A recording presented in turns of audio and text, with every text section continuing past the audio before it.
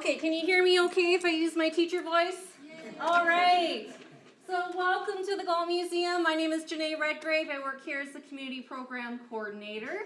It is wonderful to see such a great turnout, people interested in learning about writing on stone. So our program today, the Galt presents my colleague, Rebecca Wilde. So Becky is actually our museum educator here at the Galt Museum. Prior to working at the Galt, she was staff at Writing on Stone for about 7 years. So I'm really looking forward to today's talk. Let's give Becky a warm welcome. All right, I'm going to see if this microphone is working. There, how's that? Everybody can hear okay? I don't need to shout too much, okay. Tell me if I am shouting too much, because I do tend to speak kind of loud.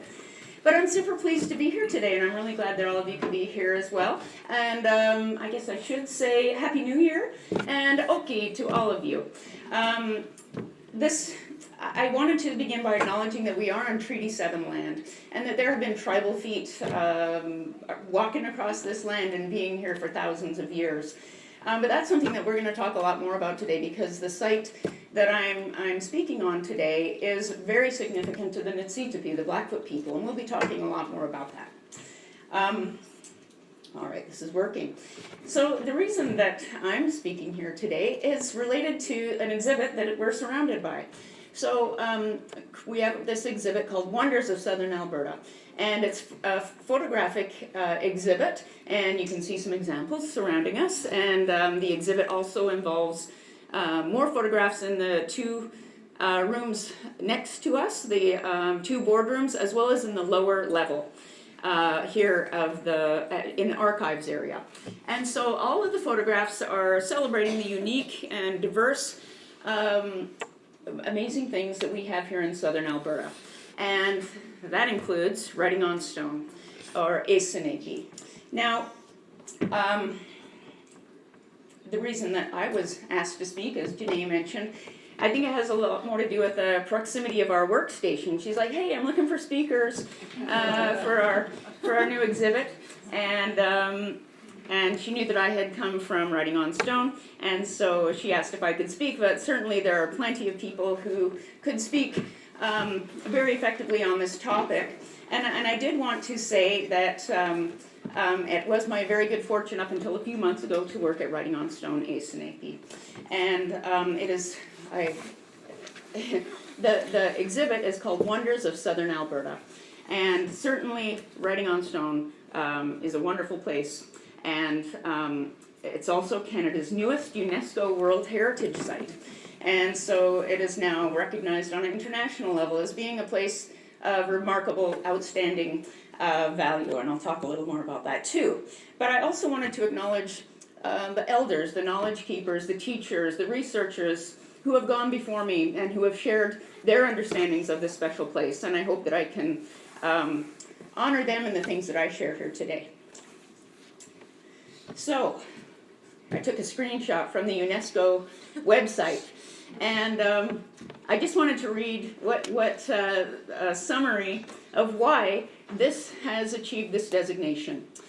So, from Criterion 3, the sacred landscape and the rock art of Writing on Stone Áísínai'pi provide exceptional testimony to the living cultural traditions of the Blackfoot people.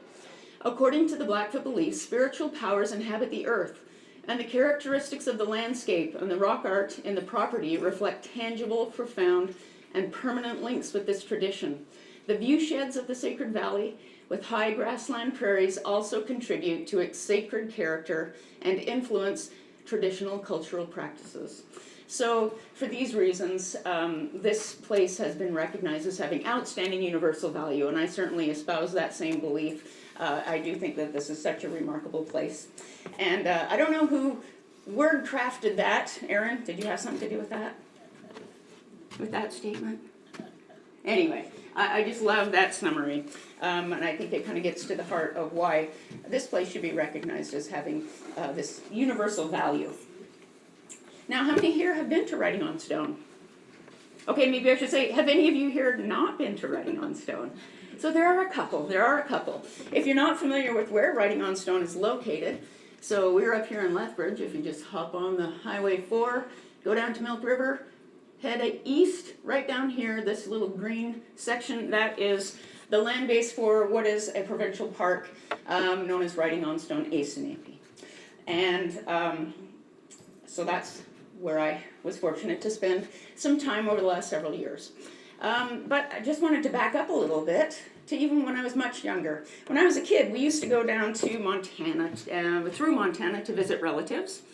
And as we're driving down the interstate, you could see these hills off in the distance, and you could watch them go by for like over an hour. And I was like, what are those hills? They're just so remarkable. And even in my young age, I felt inspired to do some sketching. And I'm not particularly artistically inclined, but just seeing those hills in the distance really impressed me, and it's something that stayed with me. Not long after making that drive by the Sweetgrass Hills, I went on a school field trip there.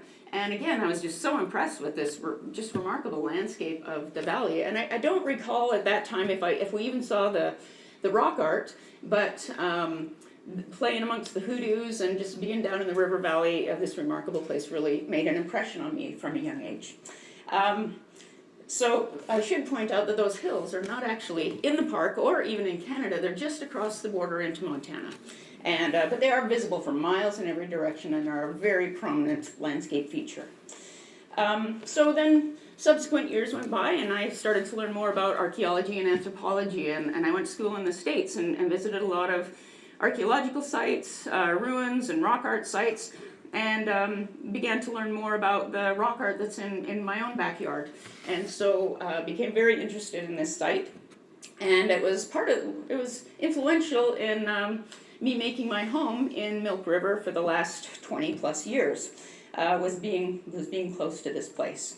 And so I should point out that a lot of these pictures were taken by myself and my husband. Lots of days when the weather's nice and he's a teacher and he'll get off school and he's like, I'm just gonna go for a motorbike ride. Well, he usually ends up here and taking pictures of the Sweetgrass Hills from the same location, but it just never gets old. I like this picture especially because of the cloud cover on top of the hills, and if you do biblical studies, they talk about theophanic elements, or a sign that God is in the mountain, and I like to think of that. And just a few days ago when my kids were home at Christmas, I looked out the window, I'm like, man, it looks like they're erupting. It looked like a plume of smoke coming out of the top of the hills. So I'm like, kids, you gotta look at the hills, because they just never get old. But these have always been a special place for the Blackfoot people. And in their tradition, these hills are known as Petroglyphs. And they're named after a famous hero in the Blackfoot tradition.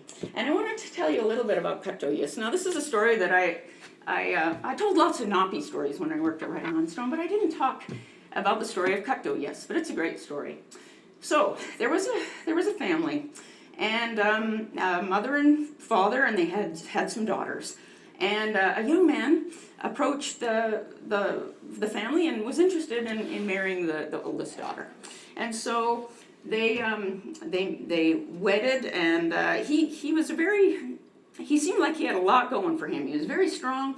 He was a good hunter, good provider, and he seemed like a very good husband candidate. So they agreed to the wedding. And so, but he wanted to kind of make his own way, and so he thought, well, let's all move. We're gonna set up our own pound for catching bison, and we're gonna go away from the main group. Well, as they kind of became a little more isolated, his behavior kind of started to change, and he became much more, some of his negative qualities started to come through, and he became abusive. He did not share what he's able to hunt or to catch with the parents. So he would share with his wife, and eventually he took a couple of the other daughters to wife as well. And but the youngest daughter, she would sometimes try and sneak food to her parents to help look after them. They lived in a separate teepee, and so. But they were just kind of on the brink of starvation. The man was just treated them very poorly and was abusive. Physically, emotionally, he turned out to be not such a great guy, and so they were in this predicament. And one day, as the young man they were able to catch a bison in the pound and killed it, and in the process it bled a little bit on the ground. Well, the old man, he pretended to fall down and to spill his arrows out of his quiver, and he surreptitiously gathered some of the blood that had clotted and fallen onto the ground, and he put it into the bottom of his quiver and then covered it up with his arrows to secretly take this blood clot so that they could get some nourishment. So he took it home to his wife and said, okay, let's start up a fire and let's cook this up to make a little blood soup. And so they, she started to cook it, they heard a cry coming from the pot. And they look in, and it's a baby. There was a young boy in there, and they were astonished. Now, not only was this young boy just turning up there, but he could also speak. And he gave instructions that they were to lash him to the poles of the teepee and to move him around each day. And after he made the circle around the teepee, he was a full-grown man. And they called him the blood clot boy, or Petroglyphs. And so he began to exact revenge against the mistreating son-in-law, and killed him and the daughters who were allied with him, but the youngest daughter he spared. Now he continued on to slay all kinds of evil forces. The windsucker and the two-faced women, and some believe that with the fossils of these old beings that were found with these great big jawbones and teeth, that maybe Petroglyphs had something to do with the extinction of the dinosaurs, to make the world safe for the Blackfoot people and to eliminate some of the evil forces. And it's believed that his resting place is in those hills. And so they carry his name today. So that's the story of Petroglyphs. And I think it's a great story. Let me just see here if I'm missing anything. So on the map today, they're called the Sweetgrass Hills, which is a bit of a misnomer because there isn't sweetgrass that grows there. It tends to grow in more marshy areas. But they were originally called the Sweet Pine Hills as well, because there's subalpine fir trees that grow up there, and the sweet pine would have been gathered for ceremonial purposes. I was talking with my colleague and elder Blanche Bruised-Head, and she remembers when she was a kid going to the Sweetgrass Hills to gather juniper buds with her great-grandmother to be used for medicinal purposes. And so this is a picture taken from West Butte, and this is picture is taken by Meg, so I just want to acknowledge her for the photo. Thank you. So this shows, I'm on West Butte, and it's kind of a grassy knoll, but it is forested that you can see. And so that's why it was called the Sweet Pine Hills. But when it was translated into English, it was kind of mixed up, and they got known as the Sweetgrass Hills, and that's what they're called today. But then in the distance, we can see off on the left, that's East Butte. The bigger pointy one here, this is Gold Butte. And then just behind it is another little pointy one, they call that Haystack Butte. And so those are the three main buttes plus Haystack Butte. They, on different maps, they had other names, the Twa Buttes, the Three Paps, and also the Sweetgrass Hills. I guess I should just quickly mention, these hills are formed in kind of a unique way. They're an igneous intrusion. So molten magma deep underground started to kind of bubble up to the surface, but never quite made it to the surface. So it was never an eruption of lava on the surface. It was magma that then cooled underground, and consequently the sandstone that covered it before has eroded away, and the igneous rock is exposed there. So it's a basalt type rock. Also, the Sweetgrass Hills were a nunatak. So during the time of the ice ages, with the ice sheets sliding across the plains, they never went over top of the Sweetgrass Hills. They were what's called a nunatak. Now the picture up top is just for illustrating what a nunatak looks like today. That picture isn't the Sweetgrass Hills from the Ice Age, because that's what it would have looked like during the Ice Age, where the Sweetgrass Hills were never concealed with the ice sheets. But then things started to warm up, and those ice sheets started to melt, and all that glacial meltwater rushed through this area and carved out this valley pretty quickly. And it exposed this layer of sandstone that's about 40 foot thick. And so it was formed in the Cretaceous period, the sandstone, but the river forced its way through and exposed the sandstone. And so there are many sandstone outcroppings that are exposed within the boundaries of the park and just beyond, but it creates a very unique landscape. Here's another picture, just showing you a little bit better the river. The river today is called the Milk River, and it's named by Lewis and Clark. So they were the early American explorers that were trying to find a good way to get across the continent. They were traveling up the Missouri River in Montana, and they saw this other river that was a confluence there. And they saw that water looked very silty, and they thought that the river water was the color of tea with the admixture of a tablespoonful of milk, so they named it the Milk River. That's what they wrote on their map, and the name has persisted. And but in the Blackfoot language, they had a similar name that translated means something like the Cloudy River or the Opaque River, because it's always has a lot of suspended sediment in it that makes it fairly cloudy. Well, this is my first foray into doing a time-lapse panoramic video. So just to show you a little bit of the hoodoos in the valley. Let me see if I can get it to work there. And I just used an egg timer. I stuck my phone on an egg timer that like rotated, and so anyway, it kind of worked. Anyway, so here we can see a little bit more of the hoodoos, and that's something that people really associate with riding on stone and the special landscape there.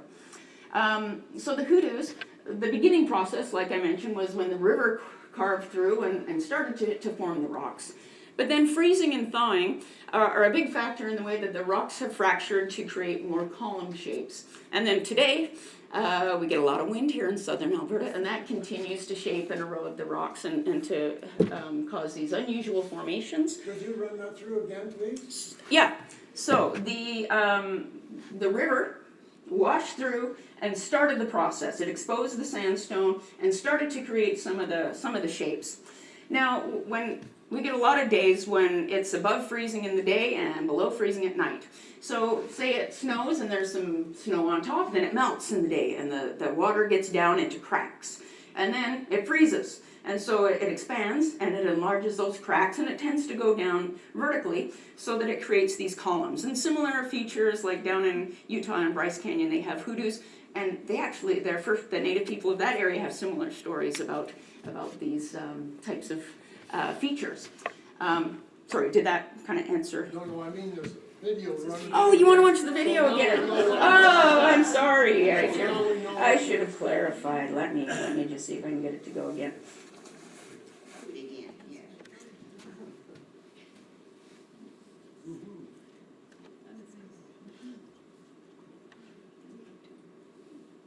Thank you. You're welcome. Thank you for appreciating it. It was kind of a fun attempt.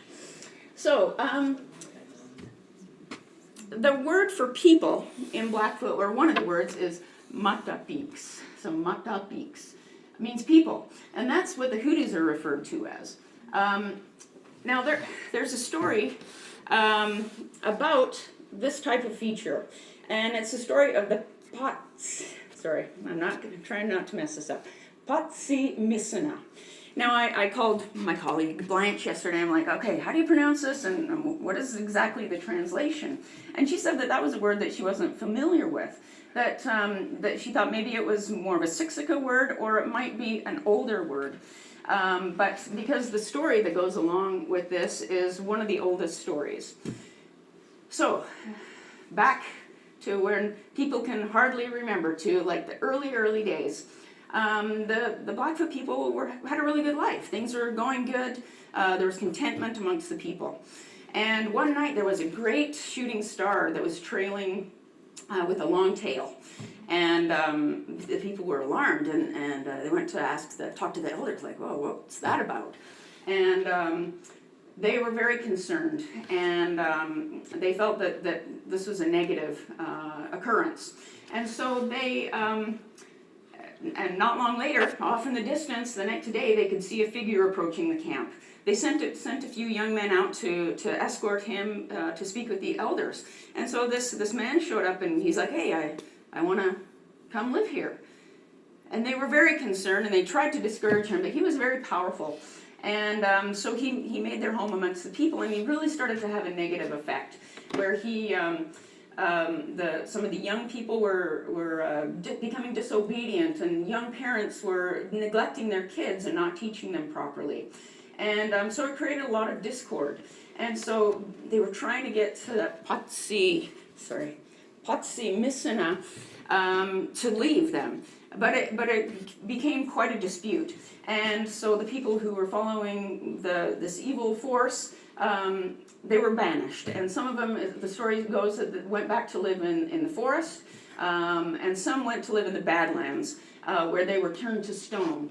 So some take this as a reminder about being good parents, not neglecting your kids, and to follow the counsel of the elders, or you may end up in that situation. So that's one of the stories about this type of formation, but it is certainly unique, and yeah, I like that story. But there are many landscape features, not just the hoodoos, that make this area unique. So there's another type of feature that is found there. These clay buttes, bentonite clay mounds. So you can see there's one there. There's one there. There's actually another one across the river over there. Some refer to these as spirit lodges. Now, this valley, because of its unique landscape features, was really associated with being a sacred place and a spiritual place. It's believed to be the home of many sacred beings. And some believe that those beings inhabit these lodges in the daytime, and that at night they will leave the lodges to wander the valley. And so some feel that it's inappropriate to be in this area after dark because it's the home of the spirits. And this is supported by the archaeological record too. There isn't a lot of evidence that people camped in this valley, even though it seems like, that'd be a great place to camp. It's more evidence of day use or short-term use.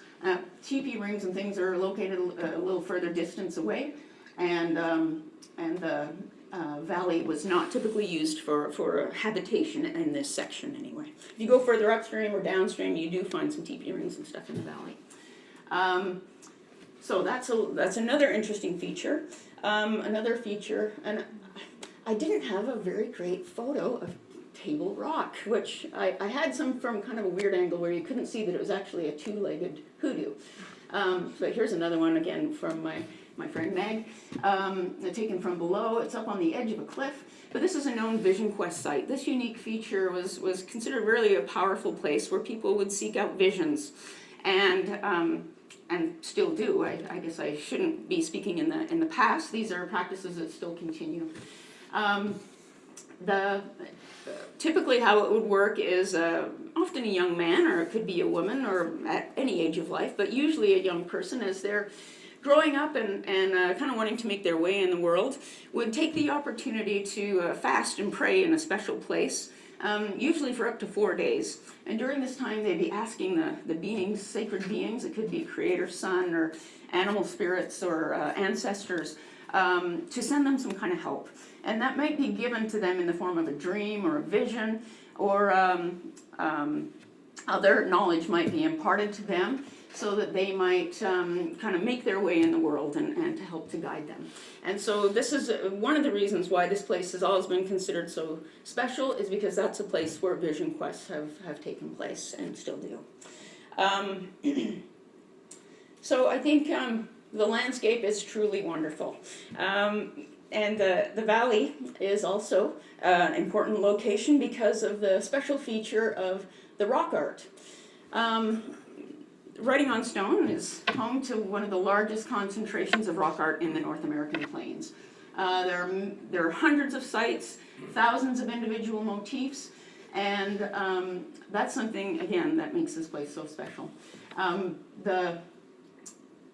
I talked about how the sacred beings that dwell there, some believe that the pictures may have been made by those sacred beings, that was a way that they could give messages to communicate with people that were looking for guidance.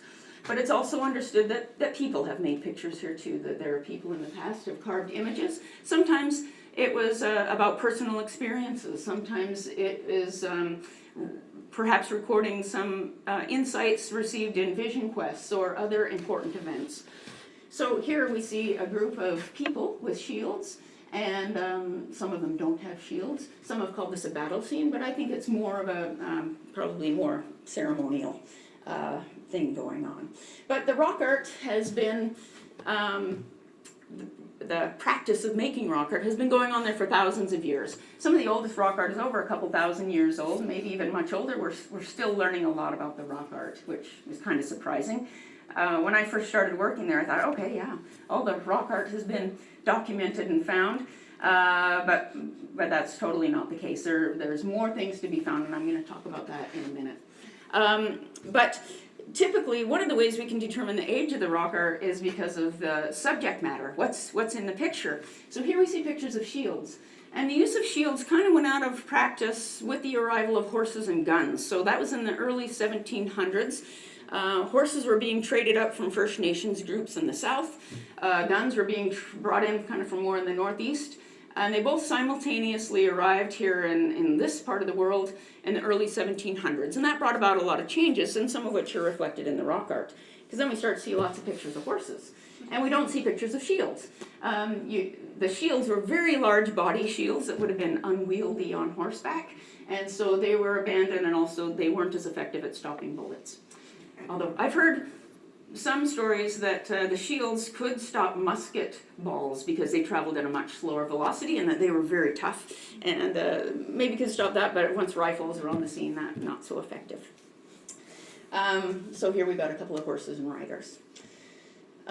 This is another, this would be post-contact scene. So the previous pictures were petroglyphs. They've been carved or chiseled or scratched or etched into the rock, but there's also paintings or pictographs made with pigment. So here ochre, which is a reddish mineral that's found in special places. Probably an actual ochre rock was used like a crayon. It wasn't made into liquid paint or a paste, but there are paintings that do involve that kind of pigment. So actually I'll just use my pointer. This is kind of interesting because right here there's a gun and it has a flintlock. So that helps us to determine the age of the rock art because of that type of gun. And this person here has a cutlass or a sword with a handguard. And so this is an interesting picture of a battle, but that would have been within the last 300 years. But sometimes there's combinations of petroglyphs and pictographs. So pictures are carved out and then pigment is added to accentuate certain areas after.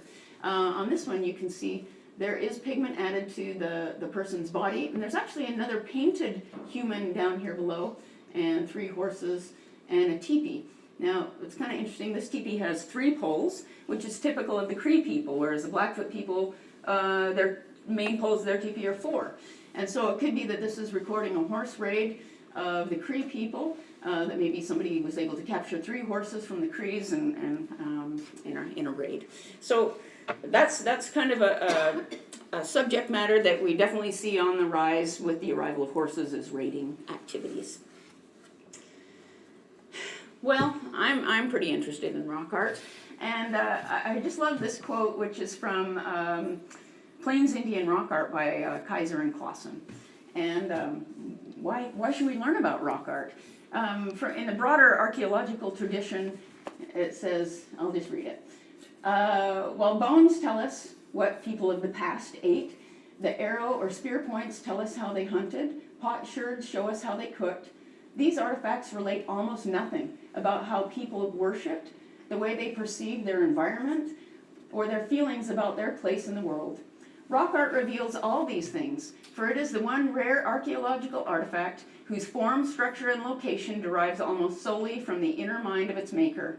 The result is an almost limitless variety of images throughout the landscape that represents a nearly infinite variety of ideas, experiences, and perception. So through rock art, we can kind of get at other ideas that we can't get from other archaeological records. And so that's something that I appreciate about rock art. Also, just to the picture there is a remarkable painting of a thunderbird. It has hailstones on its body and lightning coming from its wings, and it's thought that he has a pipe as well. So that is a remarkable picture that's located at the park. Now I wanted to talk about, I'm just backing up here. This picture has been enhanced using computer software that makes faint ochre paint much more visible. So there are things that we can hardly see with the human eyeball that the computers can detect. So you can see here, using that de-stretch software, here this wash of mineral has kind of concealed that there is paint under there, but it is visible that you can see more of the lightning coming from the wings of the thunderbird. But there's always lots more to discover. So this is one of the main panels of rock art where when we take people on tours of the rock art, I look at this picture, this every day. And just this summer, there was a visitor on the tour who was kind of a rock art enthusiast from California. And they said, hey, is that a pecked figure up there? So right here, you can see the outline of a really prominent animal. It's thought to be a beaver or a muskrat. And you can see its legs coming down here, and it's got some toes, and it's got its tail. This picture, I've kind of cropped it and cut off the head. But what I wanted to point out right here, you can see there's been some pecking in kind of an oval shape, right? Can you see where I'm talking? And there's two legs coming down right there. I didn't notice that for like the first 7 years of working there. And I think the lighting this day was such that it just was like, how did I not see that before? Well, there's a, traditional belief about this place was that the rock art could change over time. That, you go one day and an image might stand out to you, or maybe you're getting some information. One day, you come back the next day, and it's not there. You can't find it again. I know for sure. I've found rock art one day and can't find it again. And so there's more things. There's way more things to learn and discover. Kind of an exciting development. And again, I want to thank Meg for sharing these photos with me today. So here, this is an unenhanced picture, and this is higher than this room, so probably about 20 to 30 feet up. There's a cliff face right there. But when you enhance it, there are symbols arranged in vertical rows. And this type of rock art called vertical series is found at other sites, and we're finding more and more, but this has just been within the last several years that this was even identified as being there because we weren't looking in the right way. And so there's rock art way higher than you would think would be humanly possible to get up there to make the pictures. But so it's pretty remarkable. Well, this is a really interesting picture too. Now there was a Mountie, a Northwest Mounted policeman, he was actually stationed in the detachment that's located in the valley. And then he went on to become the Indian agent on the Kainai Reserve. His name is R.N. Wilson. Well, he came back a few years after he was stationed there, and he took some photographs of the rock art. And they were the earliest photographs of the rock art in 1897. He actually came back a couple times. And when he took a photograph of this panel of rock art, this was here. So this is a human figure. That's its person's neck. That's a shoulder. There's a shoulder. They got legs coming and feet. So that was there, and that's been there for a long time. But these vehicle pictures, those were not there in 1897, so they've been made after that time. And it was quite a speculation about, well, where did these vehicle pictures come from? And for many years it was assumed that they were made by early settlers, or maybe some of the Mounties had carved these vehicle pictures. Well, there was a guy who worked there who went on to become really an expert in rock art and has written a lot about writing on stone. He was taking a real close look at these vehicles, and he started to think maybe these were made by a Blackfoot artist. But he didn't know who would have been there after 1897, because that was during the reserve period, and mobility was very limited to First Nations people, and being able to get to writing on stone was a challenge. And so he thought that the way the people inside the vehicles are drawn looks very much like known Blackfoot pictures.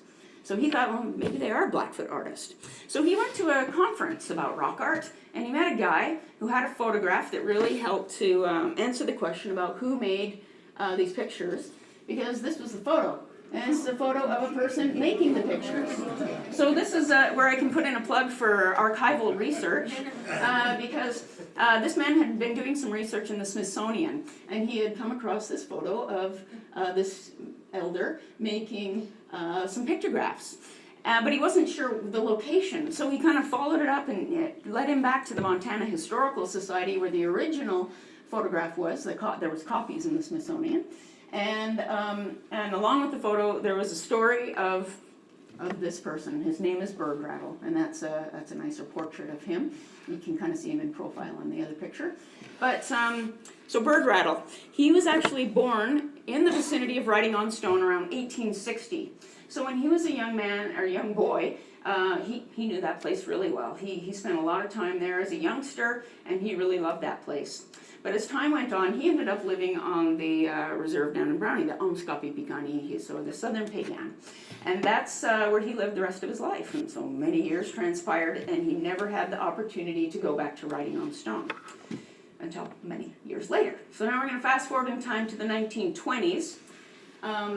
Bird Rattle becomes acquainted with a guy named Roland Wilcombe. So Wilcombe, he was a civil engineer. He was working around the reserve in northern Montana, making roads. And he was just real curious about the Blackfoot people. He started to make friends there, and he wanted to learn more about the traditional ways. And so some of his friends said, oh, you should go talk to Bird Rattle because he knows all about the old ways. So they got to know each other.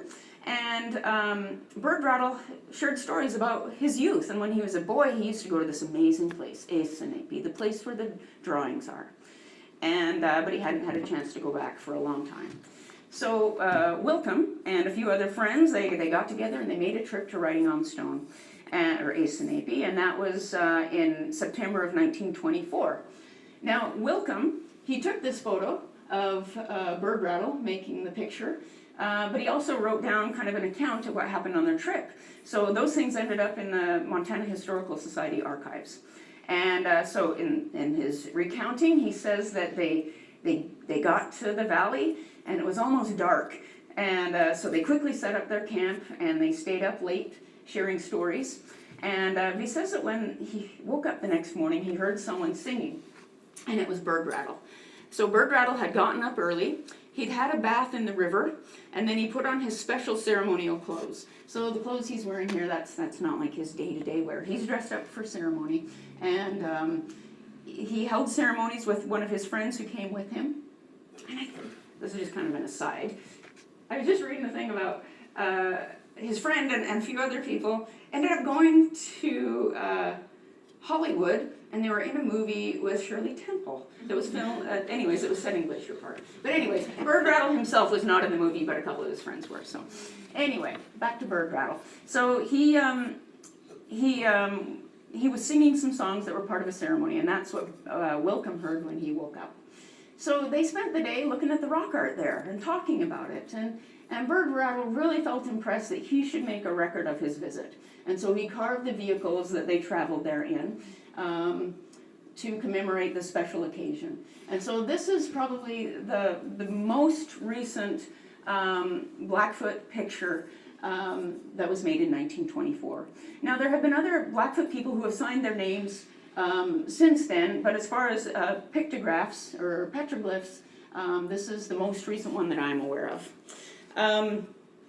But other people started showing up too, and making carvings too. This is the first European carving that has been identified, and it was made by Parley Stark in 1886, in October it says.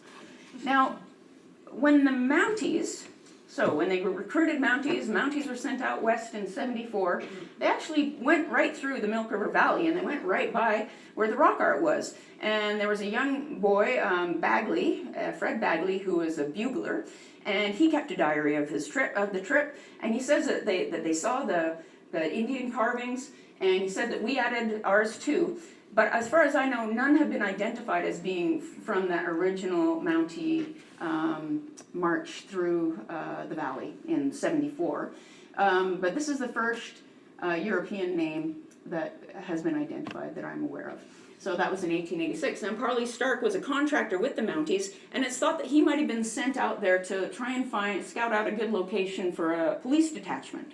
And so a couple other follow-up people, William Poplington, it says, Indian agent, And E. Bradley was the inspector with the, down here it says Northwest Mounted Police, 1887. They also followed up, and they determined that they wanted to build a Mountie post. And so one of the reasons why they chose this location was its proximity to the Sweetgrass Hills. A gold mining camp had sprung up in Gold Butte. Somebody found gold there, and it was attracting a lot of attention. Prospectors were moving in to try and get rich, and there was concern that there might be some rowdiness spilling across the border from the mining camp. And so they thought, we better put some police here to keep an eye on things, you know, watching out for smugglers and things like that. So they chose this location to build their post. So this is a replica of what the post looked like. The original burned down, was burned down by an arsonist and just not long after the Mounties moved out in 1917. So the Mounties were stationed there for about 30 years, and they were an important part of kind of the early settler community. So here now we're back up on the high hill where we can look down into the valley, and here you can see that Mountie post, and it's on the original location. So that's where the original post was built. So this is their house, there is a stable. They had a few other outbuildings that were originally there too. So when it's built right on this coulee, and the coulee kind of curves around and goes right kind of towards the Sweetgrass Hills. So this was a travel way where they were monitoring people coming and going. Now the point where this photo was taken from was known by some of the early settlers as Torpy's Butte or Torpy's Bluff, because one of the Mounties named Torpy would ride up to the top of this hill and scope out, you know, use a looking glass, and he'd see if there's any activity. They were supposed to ride out on patrols and go to their neighboring, so I guess I didn't really explain. This police post was part of a string of border patrol posts. So every 30, 40 miles there was a detachment similar to this all along the US-Canada border from the Rocky Mountains to Manitoba. And so their job is just to assert that there is a border here, there is an international boundary. They would assess duties and taxes, and sometimes, just like today, people would undervalue what they were importing, and so they would have to, I think you paid more for those horses, and yeah, anyway. So they had to assess duties and things like that. So that was one of the jobs of the early Mounties. I just wanted to mention too, oops, wrong thing.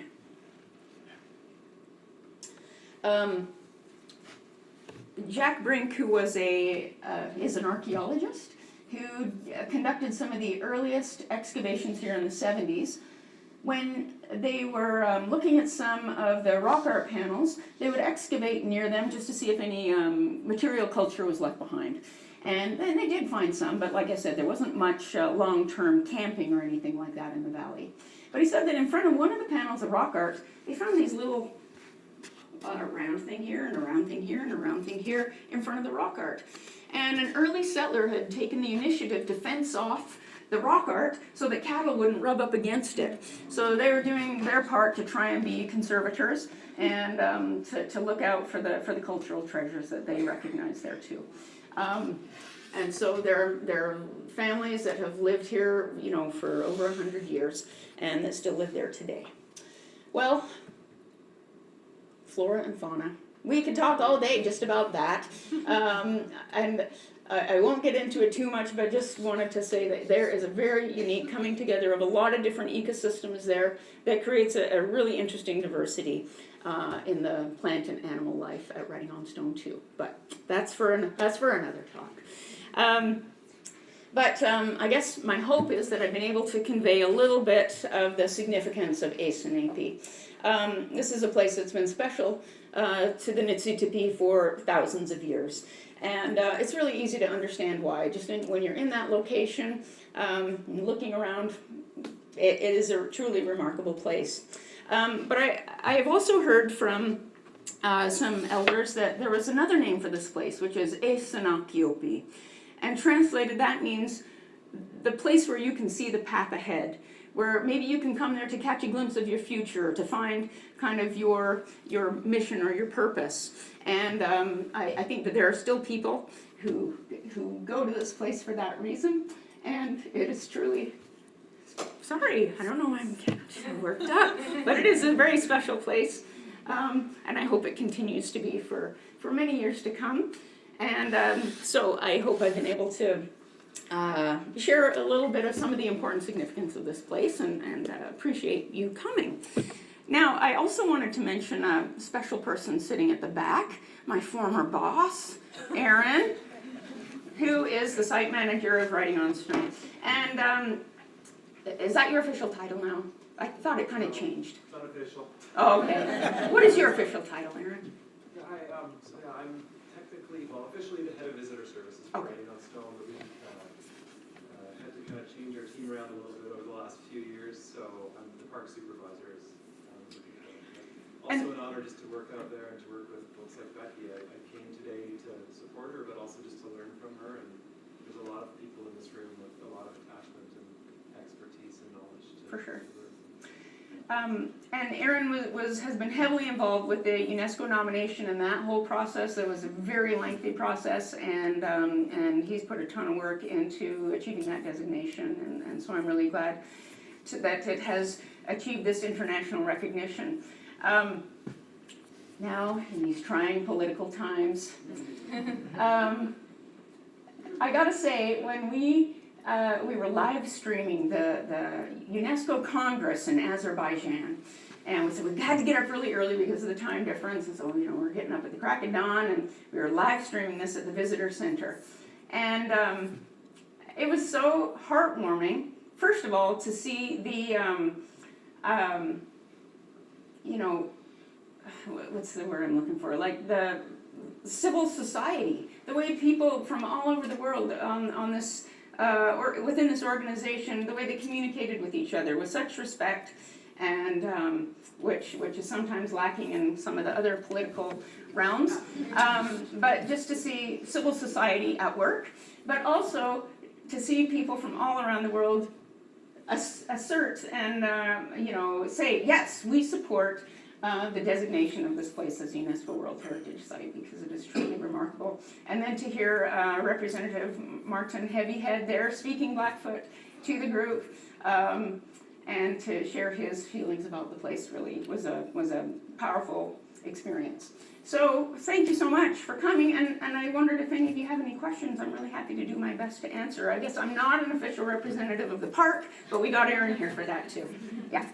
How did they feel the artists were able to get up high for those vertical markings? Yeah, excellent question. Now, in some situations, it's very likely that since they have been made, there has been erosion. That there used to be some features that maybe you could climb up on. I was talking with a researcher that's out of Wyoming, a rock art researcher a while ago, and they were convinced that rappelling was part of it. But there's also, there are stories that that the sacred beings gave power to the bluebirds to make rock art. Or, if it was a sacred being, then, that wouldn't be an obstacle for them. But it is likely that, that the landscape has changed. But it's not to say that, a Blackfoot person would be perfectly capable of building a ladder too, things like that. So those are some of the ideas. Yeah, good question. Thanks. Any others? Yeah.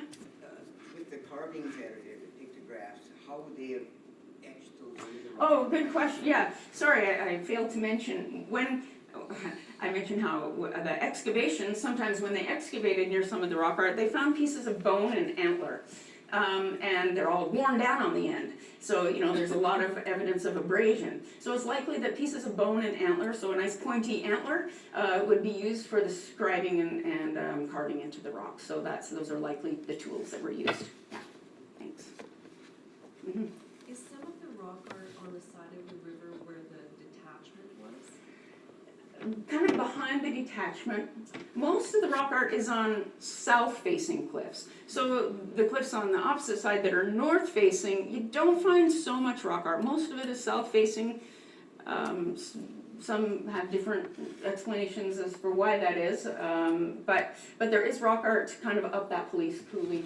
Yeah, like up this coulee, there is rock art back in there. It's kind of scattered around. It's most concentrated just over within what is called the archaeological preserve within the park. That's the most dense concentration, but there is scattered around. Yeah. Well, I'll be hanging around here for a bit if you want to come and talk to me afterward. I guess I should mention Alan and Shirley are here too. They were longtime campground hosts at the park, and so it's really great to catch up with them here today, and thank you for coming out too. And there's many people. So anyways, thank you so much for coming.